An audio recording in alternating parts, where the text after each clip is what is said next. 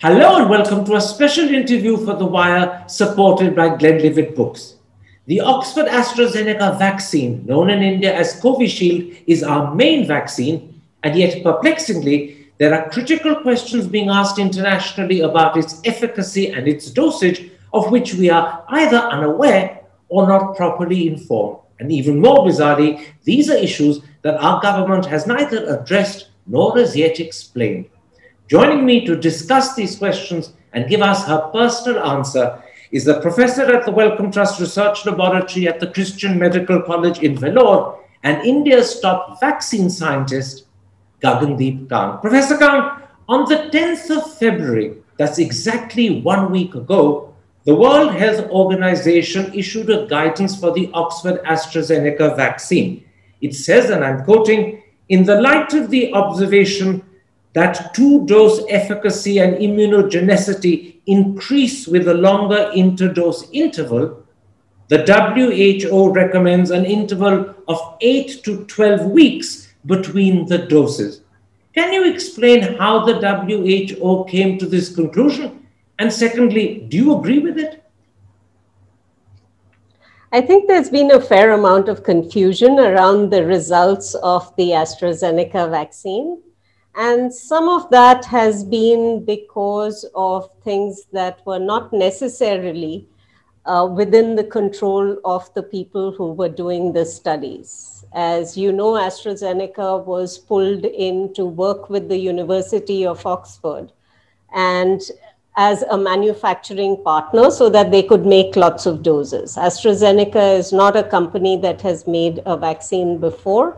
The University of Oxford, on the other hand, has a lot of experience with making vaccine candidates.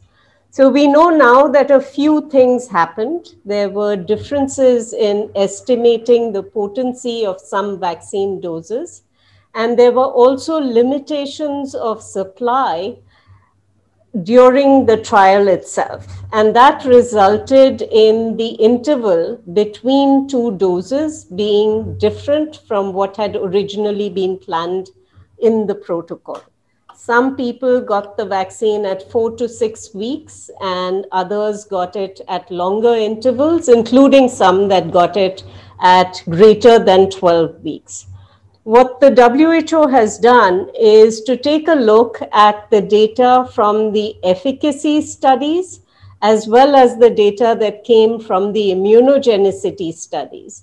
And both immunogenicity and efficacy appear to be better when the intervals between the two doses are longer. And based on that, SAGE, which is the Strategic Advisory Group of Experts on Immunization at WHO, has recommended that that interval be a longer one than was originally planned, 8 to 12 weeks, as you said.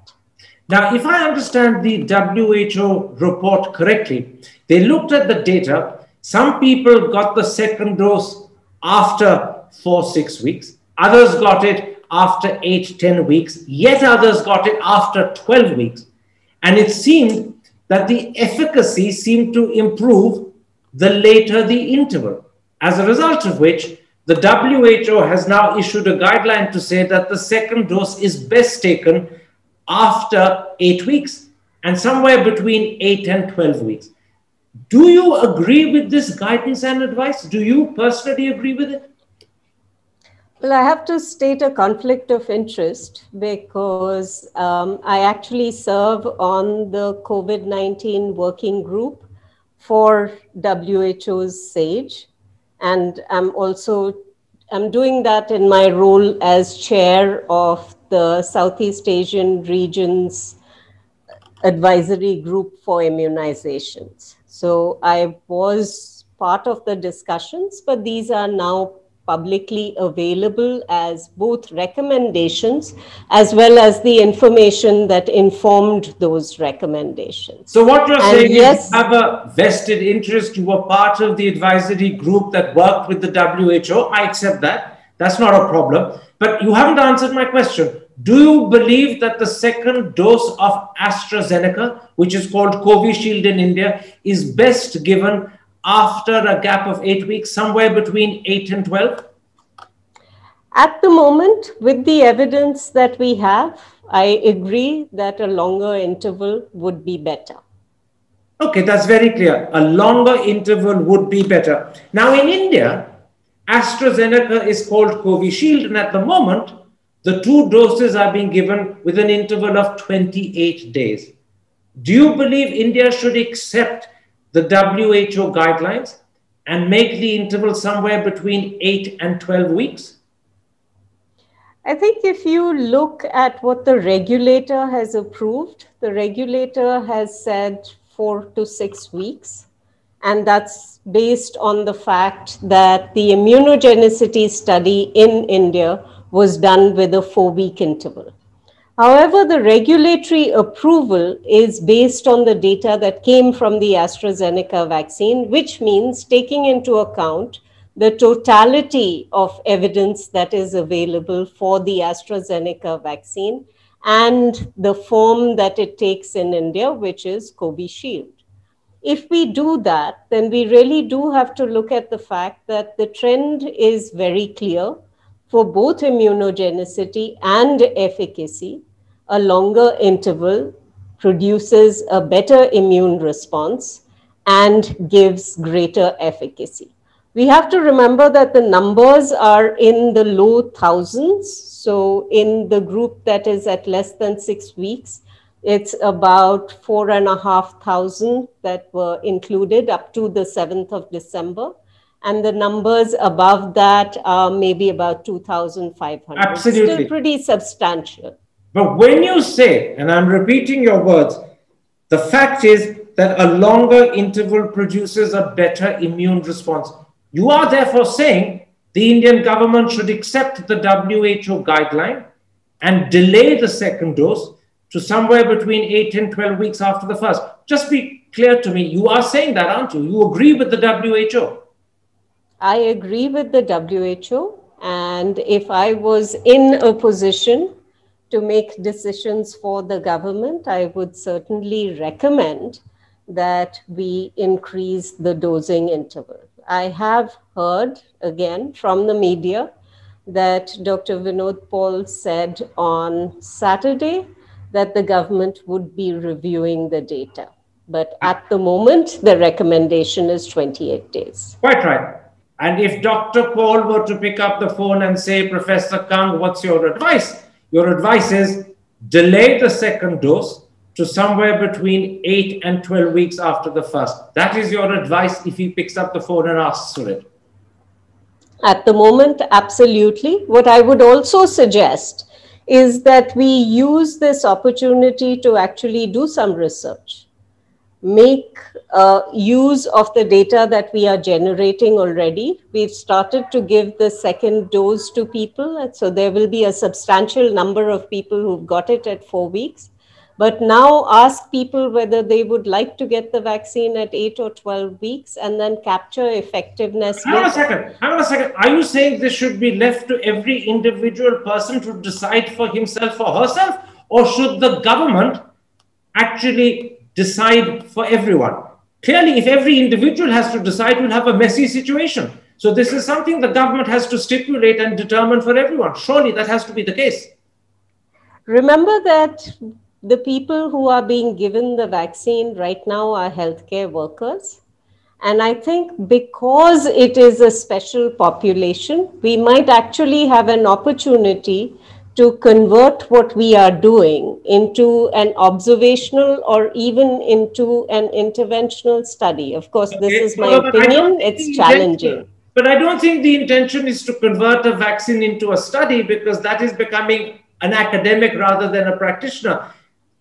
I'm sticking to what you said.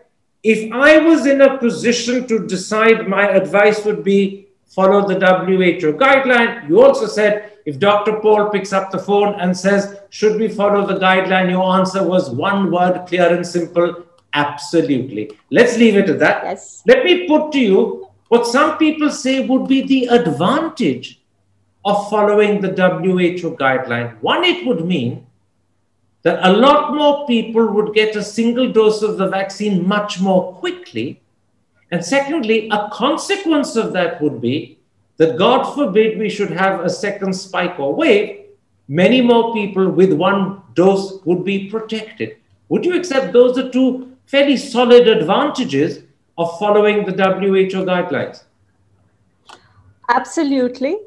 And again, this is something that has been reviewed, and the data are publicly available that even one dose of the Oxford or AstraZeneca vaccine provides quite reasonable protection for up to 12 weeks. So we are not imperiling the public health program by allowing for that extension to happen. So there is no risk in extending the interval, particularly enhanced by the fact that our number of cases and deaths are actually going down very sharply, even if you ignore the little spike that seems to be happening as we talk in Maharashtra. Overall, nationwide, our numbers are going down. So there's no risk in expanding the interval. It's certainly a situation to monitor, but we are in a position that I think is a great luxury. We are vaccinating our population at a time when we are not simultaneously battling a high number of cases. Very clear. So we can afford to follow the WHO guidelines, and there are also clear advantages in doing so. And this is your clear advice to the government if they pick up the phone and ask for it. Let me now come to another issue, a separate issue connected with the Oxford AstraZeneca vaccine. And I'll once again emphasize that's the vaccine that's called Covishield in India. The Germans and the Danes have decided that they are not going to give it to people over the age of 65 because they have questioned the efficacy data that's available for that age group. Are their doubts justified?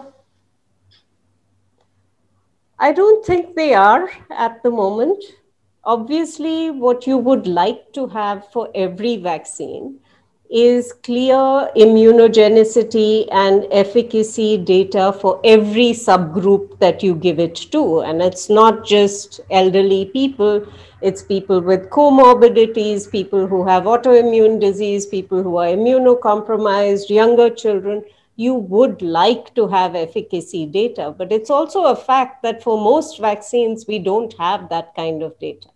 Now, where the AstraZeneca vaccine is concerned, this vaccine was evaluated in a series of studies, and the elderly were the last groups to be recruited. So the numbers of incident cases that we have had in the elderly has so far been relatively small. It's not like the vaccine has no protection. It's just that the numbers are small and therefore the range is wide. So I think with Germany and the Danes thinking about whether they should use the AstraZeneca vaccine in the elderly, they're probably going to wait for more evidence to emerge from other countries and from other studies that are currently ongoing.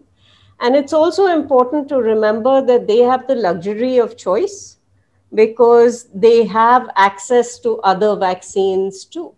So they can use vaccines in which there have been a greater number of elderly that have taken part in the studies. But the important part is how you began that answer. You don't think the doubts that the Germans and the Danes have are justified.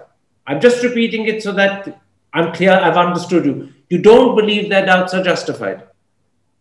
So we do have evidence to say that their doubts are unlikely to be justified, because if you look at the immunogenicity data from the AstraZeneca study, the vaccine performs reasonably well in the elderly. Okay. And with the very limited efficacy data that we have, there is no signal that it is not performing.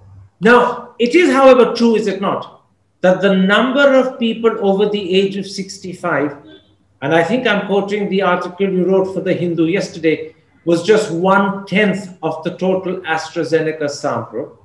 And therefore, A, it's not a very large number of people, and B, because it's not a large number of people, it's hard to draw firm conclusions for that age group. That is true, but nonetheless, you also believe that it's unlikely that the doubts the Germans and Danes have will be justified. Have I understood correctly? That is correct. What about three other countries? Belgium, Italy, and Spain have announced that they won't give AstraZeneca to anyone over 55. Are their concerns justified, or is that a bit of an exaggerated response on their part? I think we need to look at the fact that the WHO made a recommendation that this is a vaccine that should be used in everybody, including the elderly. The EMA has given an emergency use listing for this vaccine without having the age restriction that some countries in the EU are applying. So I think this is a matter of waiting for the data to emerge before making a decision on the part of these three countries. But you're also once again suggesting, although you're saying it obliquely, that the concern the Belgians, the Italians, and the Spanish have, and their decision not to give it to people over the age of 55 is not really justified. At the moment, there's no evidence to suggest that there is an area of concern. Okay, that's very clear. Now, the WHO in that guideline that I began by mentioning in the first question, issued on the 10th of February, exactly a week ago, made it clear that the WHO believes that the Oxford AstraZeneca vaccine can be given to anyone and everyone over the age of 65. Their exact words were, WHO recommends the vaccine for use in persons aged 65 years and older. Very briefly, on what basis did the WHO come to that conclusion? Was it pure efficacy, or did they also, for this age group, consider some sense of immunogenicity as well? It's both immunogenicity and efficacy that are looked at, as well as what we know about the performance of other vaccines in the elderly. We know that in the elderly, the immune system is no longer functioning at its peak. You therefore have a lower immune response. You're likely to have lower levels of protection. And that is not a problem with the vaccine. It's a problem with the immune system. So it doesn't matter really which vaccine you give, that pattern is likely to hold. That doesn't mean that we stop using vaccines in the elderly. We have ample examples, the influenza vaccine for one, where we continue to use vaccines, where we know that a vaccine in an 80-year-old will not perform the same way that it will in a 40-year-old. And that's also likely to be true of the Oxford AstraZeneca vaccine in people over the age of 65. It won't perform as effectively for the elderly as it does for those who are younger. Nonetheless, it is safe and it is efficacious, and you stand by the WHO guideline that it should be given to people over 65 and older. Is that correct? That's correct. Let's now come to another country. So far, we've been talking about concerns expressed in Europe about Oxford AstraZeneca. I'm now coming to South Africa, which recently decided to temporarily discontinue the use of Oxford AstraZeneca on the grounds that they believe in South Africa it is not efficacious against mild and moderate forms of COVID. Oxford Dons, however, on the BBC, very strongly retaliated by saying that Oxford AstraZeneca is efficacious against serious forms of COVID. Do you believe Oxford AstraZeneca works against serious forms of COVID? And I mean now the South African variant of COVID. We don't know because the data don't exist. The group that the vaccine was tested on in South Africa, in which they measured mild and moderate illness, was a much smaller group than for the larger studies in the UK and Brazil. And in them, the vaccine had very, very little efficacy. That data is absolutely correct and is the data based on which South Africa made its decision. We also know that all vaccines that we are seeing are performing less well against the South African variant, where they have been tested in South Africa and other locations. So this is true for the Janssen vaccine. This is true for the Novavax vaccine. We are now seeing it for the AstraZeneca vaccine. So but there's a very interesting part of that answer which I want to pick up on. When I asked you whether Oxford Dons were correct in almost passionately asserting on the BBC that Oxford AstraZeneca will be efficacious against serious forms of COVID of the South African strain, your answer was, we just don't know. In other words, those Oxford Dons are asserting something for which we do not have clear-cut convincing evidences yet. They are again inferring, as many vaccinologists do, from what we know about other vaccines. We know that vaccines generally protect best against the most severe forms of disease. And that is particularly true when you look at mucosal vaccines. Absolutely. And mucosal diseases. But you're being diplomatic, and I'm just teasing out the real meaning. We always hope and we always believe vaccines are most effective against serious forms of any disease. And on that basis, it is our belief or our assumption that this vaccine will also be most effective against serious forms of COVID. But that's an assumption based upon previous experience. It's not necessarily based upon evidence. Let me then come to one... Not from South Africa, sorry. Not from South Africa. Let me then come to one last country, and this time it's Switzerland, which has decided not to make Oxford AstraZeneca available at all to its population. And I think the Swiss are concerned about the confusion about the different Oxford AstraZeneca results. Just to repeat for the audience, Oxford AstraZeneca first said their vaccine was 62% efficacious when 2 doses were given 28 days apart. Then they said it was 90% efficacious if you got half a dose followed by a full dose. Separately, the British said that 1 month after the first dose, there was 70% protection, which enhanced to 80% or even higher at the end of 3 months. And I suppose the Swiss have looked at this collection of results and said, it's messy, it lacks clarity, it's best not to give this vaccine at all, particularly when there are alternatives like Pfizer and Moderna that we can go for. How do you respond to that reasoning from Switzerland? I think the data were confusing. So one of the advantages of Operation Warp Speed, which is what the Moderna vaccine came from, and Pfizer followed a similar principle, essentially is that there was a pretty standardized protocol that everybody followed. There were variations, of course, but you were looking for an outcome that was reasonably similar. In the Oxford vaccine, we wound up with multiple subgroups and an amalgamation of data from all those various subgroups that has ultimately resulted in this kind of confusion. AstraZeneca is also doing a study in the US, which will follow the same sort of protocol as the Moderna vaccine. And I hope that we will get clean results from that.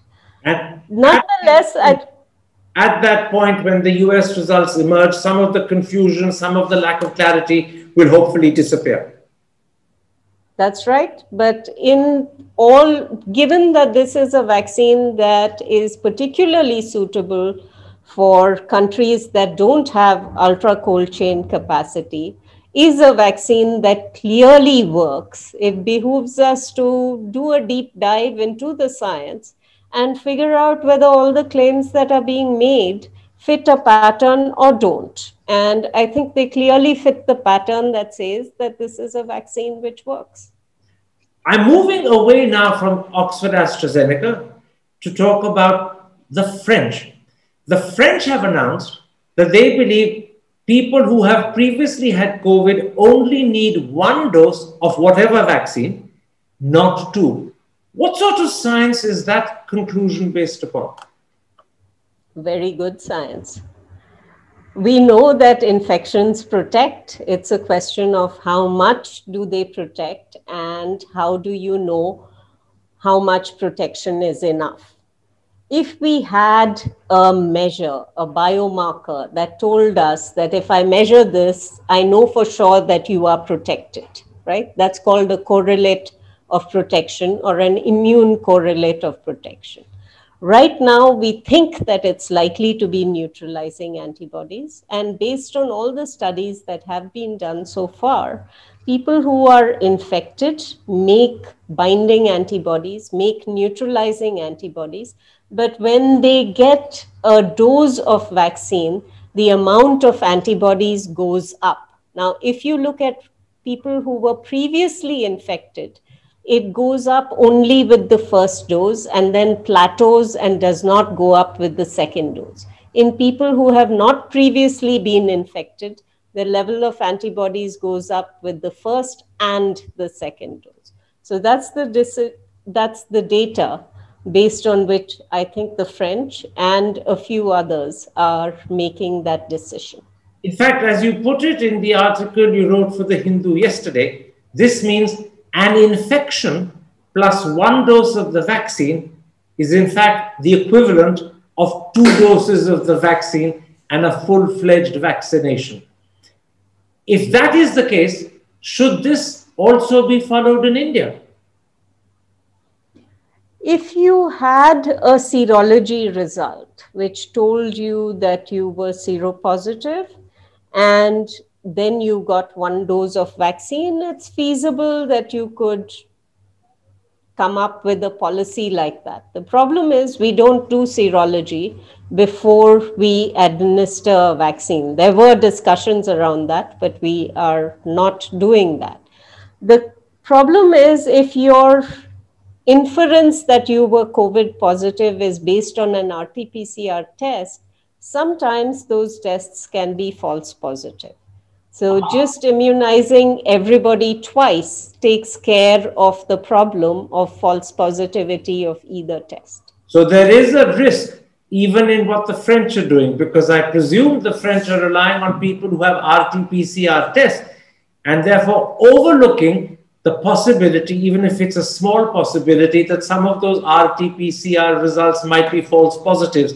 They will assume someone is infected and protected, only to discover that a few of those may not be infected and protected, and therefore will be short of 1 dose rather than sufficiently protected. Absolutely a possibility. Let's then come to 3 quick issues before we end this interview, not to do with Oxford AstraZeneca, not to do with the French, not to do with vaccines, but to do with our experience in India of vaccinating people over the last 6 weeks. It's quite clear that we are meeting a fairly high level of vaccine hesitancy. In fact, the health secretary in his press conference yesterday said that only 60% nationwide of health workers had actually accepted the vaccine. This being the case, are there grounds for saying that we should perhaps shift focus hereafter and concentrate fairly intensely on those districts where you still have large number of cases, and I presume those are mainly Maharashtra and Kerala, rather than spread out the vaccination nationwide? I think it's very difficult for the program to pivot that quickly and have a strategy that is reactive instead of proactive. Ultimately, we are going to need to vaccinate pretty much everybody if the government decides that that's the route that it's going to take. And I think that's what we should be doing. So the question is, are there enough cases and deaths to warrant reactive vaccination or not? What's your answer? Right now, I don't think so. I think we've undertaken a really complex exercise in a vaccination strategy that is going to go priority group by priority group. You've distributed it across the entire country. You've set up new mechanisms to deliver the vaccine. To shut down some of those to focus on other districts may be quite challenging, but it's really up to the government to decide what the best use of its resources are. But you've also said in that answer that you don't think this is the time to pivot. You think it would be too difficult, the system may not get set up adequately, it's probably best to continue as we planned originally to go. That's because I'm not seeing the number of cases and deaths that require an emergency response at this time. Okay, if things were to change, then maybe, the variant comes into uninfected population and goes like wildfire.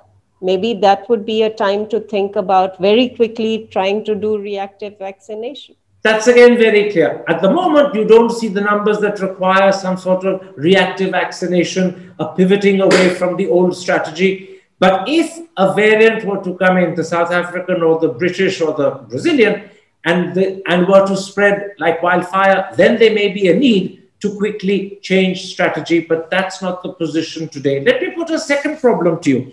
Given the vaccine hesitancy we're seeing as we roll through the priority groups, are there grounds for saying that side by side, we should also make vaccines available in the open market so that those who want to take it immediately can do so and not have to wait for their turn?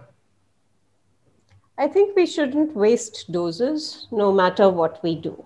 So wherever vaccines are available, the prioritization strategy was developed trying to protect those who were most in need first. So if there was an approach where vaccine doses were going to be wasted, I would say open up according to your prioritization strategy and make sure that no dose of vaccine gets wasted. Some people might wind up being immunized that are not in a priority group, but that's okay. This morning's Economic Times on its front page says that so far, only 37% of the Covishield vaccines available with the government and only 11% of the Covaxin vaccines have been used.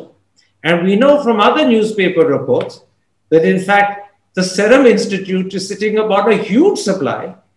And there are some reports that in fact, they're even perhaps considering cutting down production because vaccines have a 4 or 5 month shelf life and they don't want to run the risk of producing more than is used and then find that they can't be used because their shelf life has ended.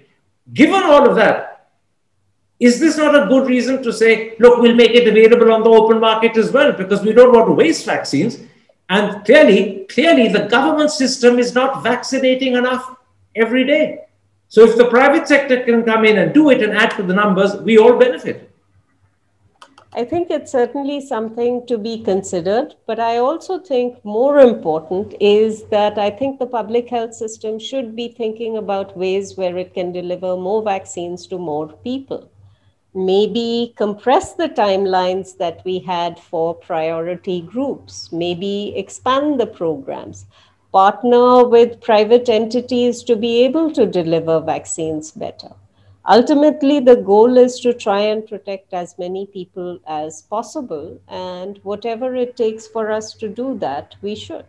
In other words, you're saying there is a challenge and a test here for the public health system to expedite delivery and to expand the number of people who get it quickly. It has to be done. This is the challenge the government faces. That's right. It also means that they can't carry on in the belief that they're doing all right. They're not. They've got a problem. They've got huge vaccine hesitancy and a very small uptake, roughly around 40, 50%, maybe 60% in some areas. And that is something they must address. So I think it's important to remember that healthcare workers would be great skeptics and look for evidence before they make decisions. The opposite is also true, Professor Kang. Healthcare workers know more than lay people the utility of vaccines and are willing to take it more readily because they know it works. So when healthcare workers become hesitant and skeptical, it could also show that there is a deep problem which the government must upfront tackle and not gently brush aside by not acknowledging and talking about. I think you can't treat all healthcare workers as being one and the same. Okay. If we look at the example of the influenza vaccine, uptake among healthcare workers was very low then. And those were vaccines that were on platforms that had been tested for decades and were known to be safe and reasonably efficacious. And healthcare workers did not take up the vaccines at that time. Probably, isn't it? Because most people think influenza is a cold and a cough and a bit of fever, and it goes after 2 days. In all the years I lived in Europe, 25, never had the flu jab. I only took it now this year after getting COVID as a bit of extra precaution. So is it fair to compare people's attitude to the influenza jab with their attitude to COVID? COVID could be life-threatening if you don't handle it properly. Influenza usually isn't. Influenza kills more people than people realize. Absolutely. Absolutely. And yet the attitude is different, isn't it? The mental thinking. But let me not get lost in that. Let me put one last question to you. Given the problem of hesitancy, and that there is no doubt about, do you think that, and given one other thing, that 3 states have officially decided they will not give Covaxin. They are Punjab, Chhattisgarh, and Kerala. Has the time come for the Prime Minister and the President, and I'm deliberately naming those 2 because they're the most important in the country, to publicly take Covaxin on television so that people's doubts are removed and they encourage people to come forward? That sort of public taking of vaccines has happened practically in every country. Biden did it. The previous Vice President Pence did it. In England, ministers have done it. In Europe, kings and queens have done it. Surely, when we face a problem of hesitancy, it's incumbent on our president and prime minister to publicly take the vaccine, and perhaps in particular, the one for which there is most doubt, Covaxin. So, again, I hope that Covaxin will be a fantastic vaccine, but at the moment, we don't have evidence to show that it is an effective vaccine. We know that it is safe and immunogenic. When all of the examples that you gave of public figures taking the vaccine took vaccines that had both safety and efficacy data. Now, whether it is for our leaders to take the vaccine, and plenty of health leaders have taken the vaccine, I think is really up to them. I'm actually, when I think about vaccine hesitancy, I don't think that role models is necessarily the right way to convince people that this is what you should also be doing. I particularly liked the beginning of your answer when you made a point of saying that Covaxin is safe, but we simply do not have evidence of its efficacy. And therefore, it would be a bit much to expect the Prime Minister and the President to have to take Covaxin in public.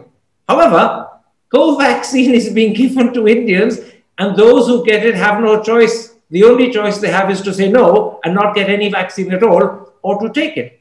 That being the case, if the people of India who are getting Covaxin have no choice but to either take or not take, and yet you have hesitancy, why should that not be addressed by the Prime Minister and the President in public saying, look, I'm happy to take it. It's not just safe, it's efficacious. Because their example will overcome many of the people who have doubts. Their refusal to take it and their argument that we'll only take it when our turn comes, we don't want to jump the queue, doesn't sound as if it's going to encourage doubters to overcome their doubts. Well, I'm not sure how much of a doubt there is about Covaxin, and the language that government officials have used around the vaccine, as far as I've seen it, has been accurate. It has said that the vaccine is safe and immunogenic. So you don't think there's the need for the PM and the President to take it publicly? Let's leave Covaxin out. To take any vaccine publicly to overcome the hesitancy which clearly we face. I don't think public figures should be the models that we should follow for every behavior that we have. When it comes to our health, we need to understand why we are doing what we are doing in terms of a prevention. All right.